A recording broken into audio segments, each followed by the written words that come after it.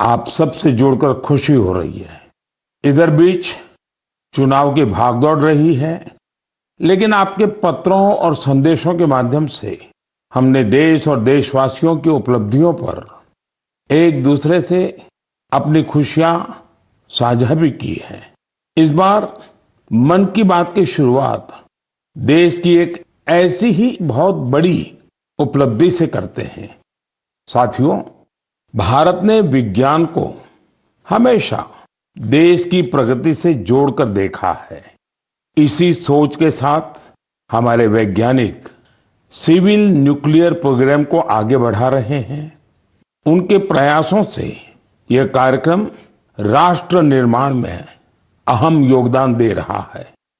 इससे हमारी industrial growth को, एनर्जी सेक्टर को, हेल्थ केयर सेक्टर को बहुत लाभ हुआ है। खेती किसानी से लेकर आधुनिक इनोवेटर्स को भी भारत के सिविल न्यूक्लियर प्रोग्राम ने बहुत मदद की है। साथियों, कुछ ही दिन पहले हमारे न्यूक्लियर साइंटिस्ट ने एक और बड़ी उपलब्धि से भारत का गौरव बढ़ाया है। तमिलनाडु के कलपक्कम में फास्ट ब्रीडर रिएक्टर ने क्रिटिकलिटी हासिल कर ली है। दरअसल क्रिटिकलिटी वह स्टेज है जिसमें रिएक्टर पहली बार self sustaining nuclear chain reaction में सफलता हासिल करता है। इस स्टेज का मतलब है रिएक्टर का ऑपरेशन फेज में पहुंचना। भारत की न्यूक्लियर एनर्जी जर्नी में एक ऐतिहासिक माइलस्टोन है।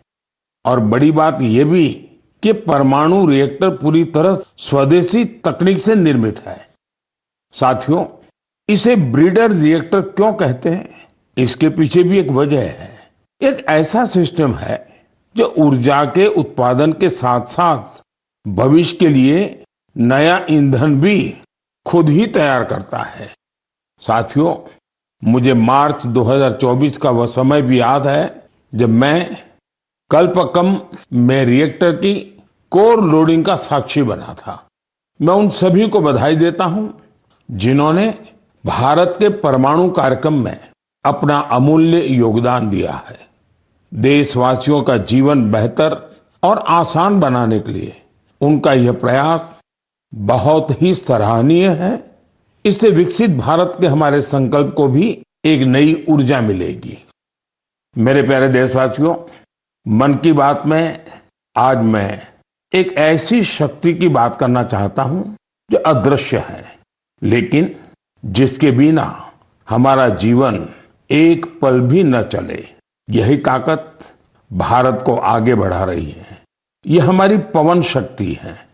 हमारे प्राचीन ग्रंथों में कहा गया है, वायुर्वा इति व्यष्टि वायुर्वै समष्टिः, अर्थात वायु सिर्फ एक तत्व नहीं है, यह जीवन की ऊर्जा है, यह समष्टि की शक्ति है। साथियों, आज यही पवन शक्ति भारत के विकास की नई कहानी लिख रही है। भारत ने हाल ही में पवन ऊर्जा यानी विंड एनर्जी में बड़ी उपलब्धि हासिल की है। अब भारत का wind energy generation capacity 56 gigawatt से अधिक हो चुकी है। पिछले एक साल में ही करीब 6 गीगावाट नई क्षमता जुड़ी है। विंड एनर्जी में भारत तेजी से आगे बढ़ रहा है और दुनिया भी हमारी तरफ देख रही है।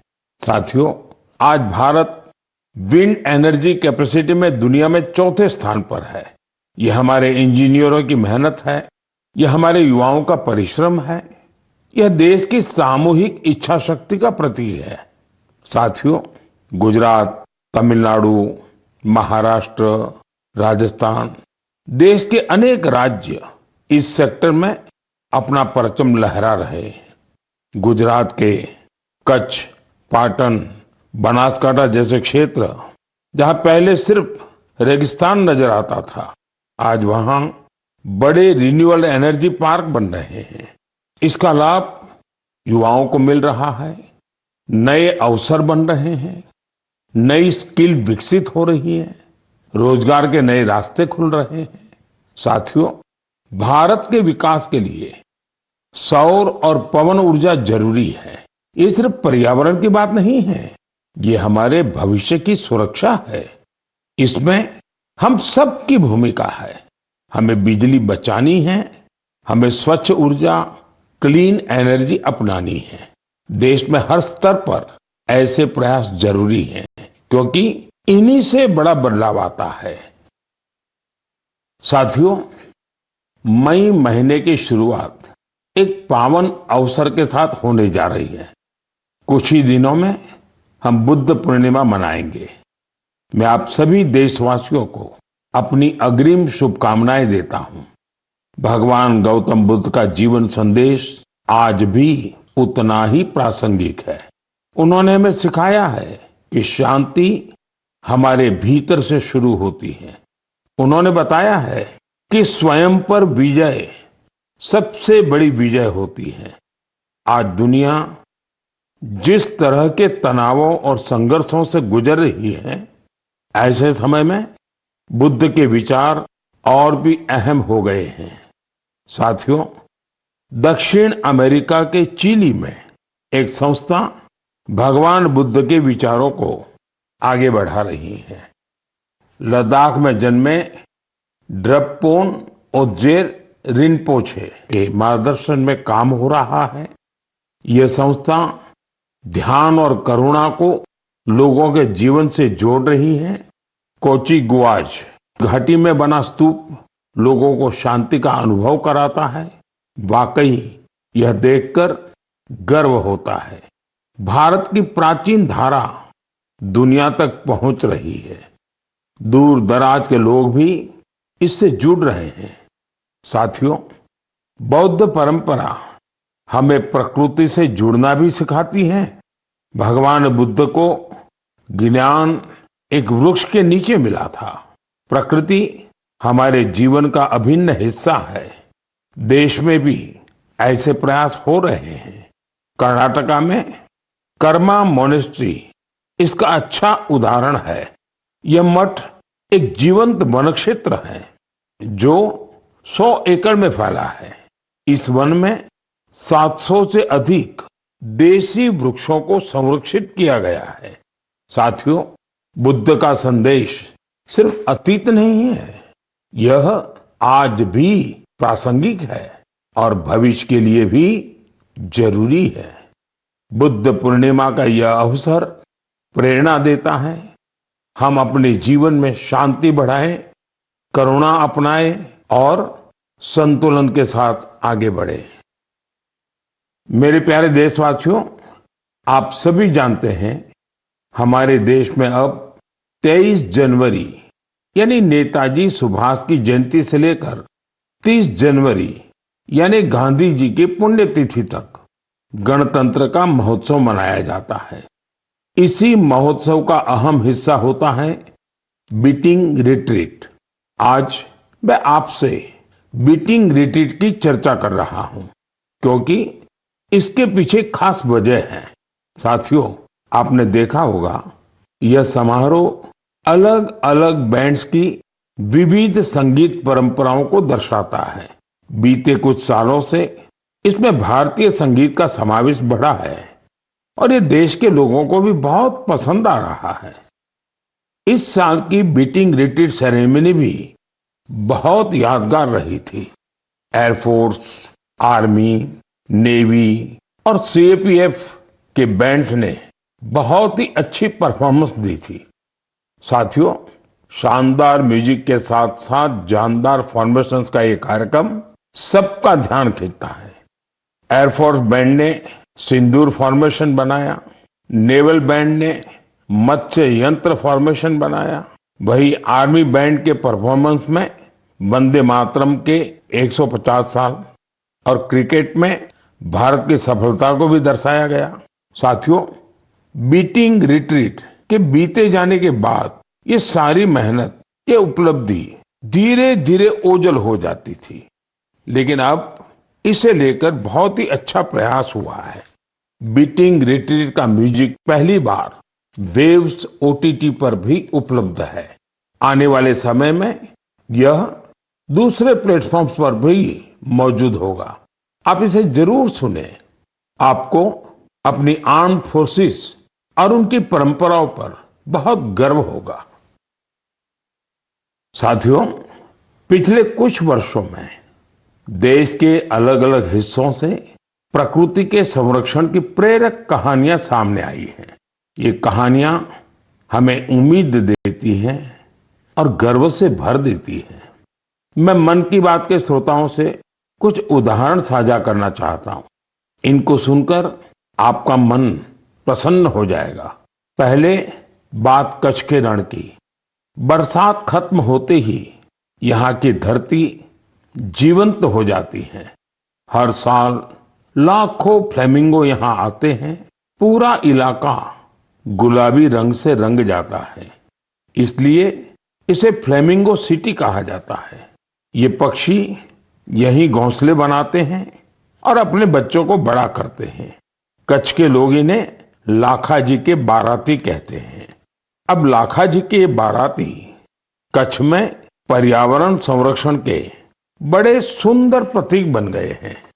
साथियों, दूसरा किस्सा इंसान और वन्य जीवों के सहयोग का है और ये उत्तर प्रदेश से है। यहाँ के तराई इलाकों में फसल के समय हाथियों के झुंड गांवों की ओर आते हैं। इससे टकराव की आशंका बढ़ती है, लेकिन अब यूपी में भी गज मित्र जैसे प्रयास शुरू हुए हैं। गांव के लोग ही टीम बनाकर हाथियों पर नजर रखते हैं। वे समय रहते लोगों को सतर्क करते हैं। इससे टकराव कम हो रहा है और लोगों में भरोसा बढ़ रहा है। साथियों, मध्य भारत से भी एक अच्छी खबर आई है। छत्तीसगढ़ में ब्लैक बक यानी काले हिरण फिर से दिखाई देने लगे हैं। एक समय इनकी संख्या बहुत कम हो गई थी, लेकिन लगातार प्रयास हुए और संरक्षण बढ़ाया गया।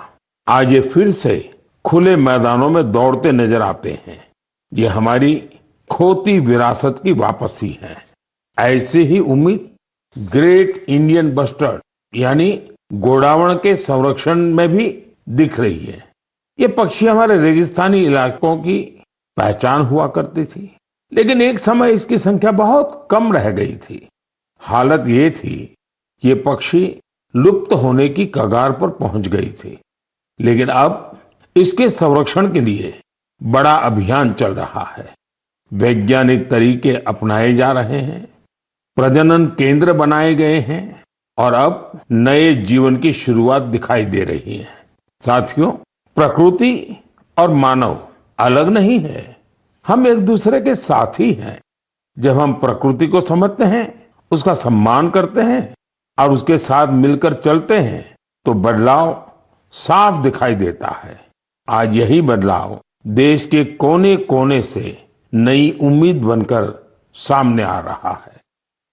मेरे प्यारे देशवासियों, नॉर्थ ईस्ट हम सब के लिए अष्टलक्ष्मी है। यहाँ भरपूर टैलेंट है और नॉर्थ ईस्ट की प्राकृतिक सुंदरता भी सबका ध्यान खींचती है। मन की बात में भी हम अक्सर नॉर्थ ईस्ट के लोगों की उपलब्धियों पर चर्चा करते आए हैं। आज ऐसी ही एक और उपलब्धि की मैं आपसे चर्चा करूंगा और वो है बैम्बू सेक्टर में नॉर्थ ईस्ट की सफलता। साथियों, जिस चीज को कभी बोझ के रूप में देखा जाता था, वह आज रोजगार, कारोबार और इनोवेशन को नई गति दे रही है। हमारी माताएं, बहनें इसकी सबसे बड़ी लाभार्थी हैं। आपको ये जानकर हैरानी होगी कि बैम्बू की परिभाषा बदल देने से कितना बड़ा परिवर्तन आया है। साथियों, अंग्रेजों के बनाए कानून के हिसाब से बैम्बू को पेड़ के रूप में परिभाषित किया गया था और इससे जुड़े नियम बहुत कड़े थे। कहीं पर भी बैम्बू को ले जाना बहुत मुश्किल था। ऐसे में यहाँ के लोग बांस से जुड़े काम धंधे से दूर होते गए। साथियों, साल 2017 में कानून में बदलाव करके हमने बैम्बू को पेड़ की कैटेगरी से बाहर किया, जिसके नतीजे सबके सामने हैं। आज पूरे नॉर्थ ईस्ट में बैम्बू सेक्टर फल फूल रहा है। लोग लगातार इनोवेशन करके इसमें वैल्यू एडिशन कर रहे हैं। साथियों, त्रिपुरा के गोमती डिस्ट्रिक्ट के विजय सूत्रधार और साउथ त्रिपुरा के प्रदीप चक्रवर्ती, उन्हीं की बात कर रहे हैं। इन्होंने नए कानूनों को अपने लिए एक बड़े अवसर के रूप में देखा। फिर इन्होंने अपने काम को टेक्नोलॉजी से जोड़ा। आज वे पहले से कहीं बेहतर और कहीं ज्यादा बांस के उत्पाद बना रहे हैं। नागालैंड के दिमापुर और आसपास के इलाकों में कई ऐसे सेल्फ हेल्प ग्रुप्स हैं जिन्होंने बैम्बू से जुड़े फूड प्रोडक्ट्स में वैल्यू एडिशन किया है। वहां खोरोलो क्रिएटिव क्राफ्ट जैसी टीमें भी हैं जो बांस के फर्नीचर और हैंडीक्राफ्ट पर काम कर रही है। साथियों, मिजोरम के मामित जिले में ऐसी टीमें हैं जो बांस के टिश्यू कल्चर और पॉली हाउस मैनेजमेंट पर काम कर रही है। मुझे सिक्किम में गंगटोक के करीब लागस्थल बाम्बू एंटरप्राइज टीम के बारे में भी पता चला है। ये बैम्बू से हैंडीक्राफ्ट्स, अगरबत्ती स्टिक्स, फर्नीचर और इंटीरियर डेकोर आइटम्स बनाती है। साथियों, मैंने यहां पर कुछ ही उदाहरण दिए हैं। देश में बैम्बू सेक्टर की सफलता की यह लिस्ट काफी लंबी है। मैं आप सभी से आग्रह करूंगा कि नॉर्थ ईस्ट का कोई न कोई बांस का उत्पाद जरूर खरीदें। आप इसे गिफ्ट के रूप में भी दे सकते हैं। आपके इस प्रयास से उन लोगों का हौसला बढ़ेगा जो बैम्बू प्रोडक्ट को बनाने में अपना पसीना बहाते हैं। मेरे प्यारे देशवासियों, तेजी से बदलते हुए इस समय में टेक्नोलॉजी हमारी जिंदगी का बहुत बड़ा हिस्सा बन गई है। आज हम अपने अतीत को वर्तमान से जोड़ने में भी टेक्नोलॉजी का कमाल देख रहे हैं। इस दिशा में हाल ही में एक ऐसा डेवलपमेंट हुआ है जिससे शिक्षा से जुड़े लोग और इतिहास में रुचि रखने वाले बहुत खुश हुए हैं। साथियों, कुछ दिन पहले ही नेशनल आर्काइव्स ऑफ इंडिया ने एक विशेष पोर्टल पर एक अनोखा डेटाबेस शेयर किया है। इस संस्था ने 20 करोड़ से भी ज्यादा अमूल्य दस्तावेजों को डिजिटाइज कर सार्वजनिक किया है। इनमें से कुछ तो बहुत ही दिलचस्प हैं। 7वीं शताब्दी की गिलगित पांडुलिपियां भोजपत्र पर लिखी हुई हैं। यहाँ आपको 8वीं शताब्दी का एक रोचक ग्रंथ श्री भुवालय भी देखने को मिलेगा। अंकों पर आधारित यह ग्रंथ एक ग्रिड के रूप में है। रानी लक्ष्मीबाई से जुड़े कुछ अहम पत्र भी आप यहाँ देख सकते हैं। इनसे 1857 में उनके द्वारा लिए गए कुछ निर्णयों का पता चलता है जो उनके पराक्रम को दर्शाते हैं। जो लोग नेताजी सुभाष के बड़े प्रशंसक हैं, उनके लिए यहाँ नेताजी के जीवन, आजाद हिंद फौज और उनकी स्पीच से जुड़े कई डॉक्यूमेंट्स हैं। आपको पंडित मदन मोहन मालवीय जी, उनसे जुड़े कई डॉक्यूमेंट्स भी मिलेंगे। इनमें बीएचयू की स्थापना और हिंदी साहित्य सम्मेलन से जुड़ी अहम जानकारियां हैं। यहाँ हमारे संविधान सभा से जुड़े कई अनोखे दस्तावेज भी उपलब्ध हैं। मैं आप सभी से आग्रह करता हूं कि आप www.abhilekpatal.in को जरूर विजिट करें। यह आपको अपने इतिहास का अद्भुत अनुभव देगा। साथियों, जरा कल्पना कीजिए, आप दुनिया भर के सबसे प्रतिभाशाली लोगों के बीच हैं। आपके पास गणित के बहुत ही कठिन सवाल हैं। इन्हें सुलझाने के लिए समय है केवल 4.5 घंटे, यानी वक्त बहुत कम है और कंपटीशन इंटरनेशनल है, बहुत तगड़ा है। ऐसी स्थिति में नर्वस होना बहुत स्वाभाविक है। लेकिन इन्हीं परिस्थितियों में हमारी बेटियों ने कमाल कर दिया। इस महीने की शुरुआत में फ्रांस के बोर्दो में यूरोपियन गर्ल्स मैथमेटिकल ओलंपियाड का आयोजन हुआ था। मैथ्स में गहरी रुचि रखने वाली स्कूली छात्राओं के लिए यह एक बड़ी प्रतियोगिता थी। यह दुनिया के सबसे सम्मानित प्रतियोगिताओं में से एक है। इस ओलंपियाड में हमारी बेटियों ने अब तक का सबसे बेहतरीन प्रदर्शन किया। मुझे इस प्रतिभाशाली टीम पर बहुत गर्व है।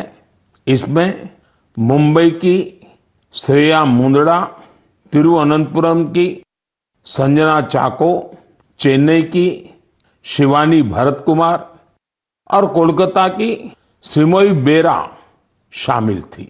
इसमें हमारी टीम विश्व में छठे स्थान पर रही। श्रेया ने गोल्ड मेडल जीतकर इतिहास रच दिया, संजना ने सिल्वर, तो शिवानी ने ब्रॉन्ज मेडल अपने नाम किया। साथियों, इस ओलंपियाड के लिए भारत में जो सिलेक्शन की प्रक्रिया है वो अपने आप में बहुत कठिन है। इसका एक मल्टी स्टेज सिलेक्शन प्रोसेस है। इसमें रीजनल, स्टेट और नेशनल लेवल पर कठिन चुनौतियों को पार करना होता है। इसके बाद सबसे बेहतर प्रदर्शन करने वाली छात्राएं 1 महीने के मैथमेटिक्स ट्रेनिंग कैंप में शामिल होती हैं। यह camp Tata institute of fundamental research के Homi Bhabha centre for science education में आयोजित होता है। इस कैंप के आखिर में टीम सिलेक्शन टेस्ट होता है। इसमें परफॉर्मेंस के आधार पर ही भारत की टीम चुनी जाती है। साथियों, हर वर्ष देश भर की करीब 6 लाख स्टूडेंट्स इस मैथमेटिकल ओलंपियाड प्रोग्राम में हिस्सा लेती हैं। समय के साथ यह संख्या लगातार बढ़ रही है। यानी देश की बेटियों के बीच ओलंपियाड का यह कल्चर तेजी से लोकप्रिय हो रहा है। इन होनहार बेटियों को सपोर्ट करने के लिए मैं उनके पेरेंट्स की भी सराहना करता हूं।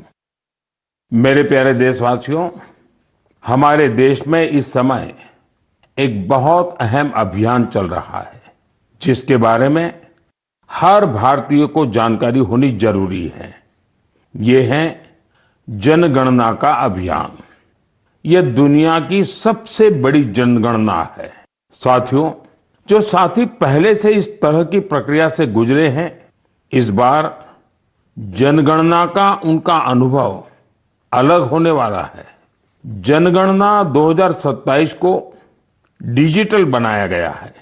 सारी जानकारी सीधे डिजिटल माध्यम में दर्ज हो रही है। घर घर जाने वाले कर्मचारियों के पास मोबाइल ऐप है। वे आपसे बात करके उसी में जानकारी दर्ज करेंगे। साथियों, इस बार जनगणना में आपकी भागीदारी भी आसान बनाई गई है। आप खुद भी अपनी जानकारी दर्ज कर सकते हैं। कर्मचारी के आने से 15 दिन पहले आपके लिए सुविधा शुरू होगी। आप अपने समय के अनुसार जानकारी भर सकते हैं। जब आप प्रक्रिया पूरी करते हैं तो आपको एक विशेष आईडी मिलती है। यह आईडी आपके मोबाइल या ईमेल पर आती है। बाद में जब कर्मचारी आपके घर आता है तो आप यही आईडी दिखाकर जानकारी की पुष्टि कर सकते हैं। इसे दोबारा जानकारी देने की जरूरत नहीं पड़ती। समय भी बचता है और प्रक्रिया आसान हो जाती है। साथियों, जिन राज्यों में स्वगणना का काम पूरा हो गया है, वहां गणना कर्मचारी द्वारा घरों के सूचीकरण का कार्य भी शुरू कर दिया गया है। अब तक लगभग 1 करोड़ 20 लाख परिवारों का मकान सूचीकरण का कार्य पूरा भी हो चुका है। साथियों, देश की जनगणना सिर्फ सरकारी काम नहीं है, यह हम सबकी जिम्मेदारी है। आपकी भागीदारी बहुत जरूरी है। आपकी दी गई जानकारी पूरी तरह सुरक्षित रहती है, यह गोपनीय रखी जाती है। डिजिटल सुरक्षा के साथ इसे सुरक्षित किया जाता है। आइए हम सब मिलकर इस प्रक्रिया में भाग लें, जनगणना 2027 को सफल बनाएं। साथियों, हमारे देश में खाने पीने की परंपरा सिर्फ स्वाद तक सीमित नहीं रही है। इसी परंपरा का एक दिलचस्प हिस्सा है भारत की चीज। कुछ दिन पहले मैंने ट्वीट के माध्यम से एक जानकारी साझा की थी। ब्राजील में आयोजित एक अंतर्राष्ट्रीय चीज प्रतियोगिता में भारतीय चीज के 2 ब्रांड्स को प्रतिष्ठित पुरस्कार मिले हैं। इस उपलब्धि की चर्चा सोशल मीडिया पर भी खूब हुई। कई लोगों ने मुझसे कहा कि भारत में चीज की जो विविधता है उस पर भी बात होनी चाहिए। साथियों, भारत के डेयरी सेक्टर में बहुत बड़ा बदलाव आ रहा है। इस सेक्टर में वैल्यू एडिशन ने हमारे पारंपरिक स्वाद को एक नई पहचान दी है। आज भारतीय चीज दुनिया भर में अपनी जगह बना रही है। ब्रेकफास्ट हो, लंच हो या डिनर, दुनिया की प्लेटों में भारत का स्वाद पहुंच रहा है। जम्मू कश्मीर की कलारी चीज को ही लीजिए। इसे कश्मीर का मोजेरेला कहा जाता है। गुजर बकरवाल समुदाय के लोग पीढ़ियों से इसे बनाते और खाते आए हैं। वहीं सिक्किम, अरुणाचल प्रदेश और लद्दाख में छुरपी बहुत प्रसिद्ध है। पहाड़ों की सादगी और कोमलता इसके स्वाद में भी महसूस होती है। इस चीज की खास बात यह है कि इसे याक के दूध से बनाया जाता है। साथियों, महाराष्ट्र और गुजरात में टोपलीनू पनीर, जिसे सुरती चीज भी कहा जाता है, वह भी अपनी एक अलग पहचान रखता है। मैंने यहाँ सिर्फ कुछ नाम लिए हैं, लेकिन हमारे देश में स्वाद की यह दुनिया बहुत व्यापक है। आज इस परंपरा को नई ताकत मिल रही है। अनेक भारतीय कंपनियां इस क्षेत्र में निवेश कर रही हैं। आधुनिक तकनीक आ रही है, बेहतर पैकेजिंग हो रही है और हमारे उत्पाद वर्ल्ड स्टैंडर्ड के साथ आगे बढ़ रहे हैं। इसी का परिणाम है कि भारतीय चीज अब देश की सीमाओं से निकलकर दुनिया के बाजारों और रेस्तोरां तक पहुंच रही है। आज हम लोकल से ग्लोबल की बात करते हैं। उसमें भारतीय चीज का उदाहरण हमें आगे की दिशा दिखाता है। मुझे विश्वास है भारत का स्वाद, भारत की परंपरा और भारत की गुणवत्ता दुनिया के लोगों को एक नया अनुभव देगी और भारत से एक नया जुड़ाव भी बनाएगी। मेरे प्यारे देशवासियों, इस महीने देश के कई हिस्सों में नववर्ष सहित अनेक पर्व त्योहार मनाए गए। कुछ ही दिन बाद 9 मई को पोचिशे बैसाख के अवसर पर हम गुरुदेव टैगोर की जन्म जयंती मनाएंगे। गुरुदेव बहुआयामी व्यक्तित्व के धनी थे। वे एक महान लेखक और विचारक तो थे ही, उन्होंने कई प्रसिद्ध संस्थानों को भी आकार दिया। गुरुदेव टैगोर लोगों के लिए ऐसे उद्योगों के पक्षधर थे जिनमें स्थायी रोजगार मिलने के साथ ही गांवों का भी कल्याण हो। उनके रविंद्र संगीत का प्रभाव आज भी दुनिया भर में बना हुआ है। मेरे लिए शांति निकेतन की यात्राएं अविस्मरणीय रही। यह वही इंस्टीट्यूशन है जिसे उन्होंने पूरे समर्पण भाव से सींचा और संवारा था। उन्हें एक बार फिर मेरी विनम्र श्रद्धांजलि। साथियों, मई का महीना 1857 के प्रथम स्वतंत्रता संग्राम की याद भी दिलाता है। मैं मां भारती की सभी वीर संतानों को नमन करता हूं, जिन्होंने लोगों में देशभक्ति की भावना जागृत की थी। यह समय स्कूली बच्चों की छुट्टियों का भी होता है। मेरा आग्रह है कि वे अपनी छुट्टियों का भरपूर आनंद लें और कुछ नया सीखने का प्रयास करें। गर्मियों के इस मौसम में आप सभी अपने स्वास्थ्य का भी पूरा ध्यान रखें। अगले महीने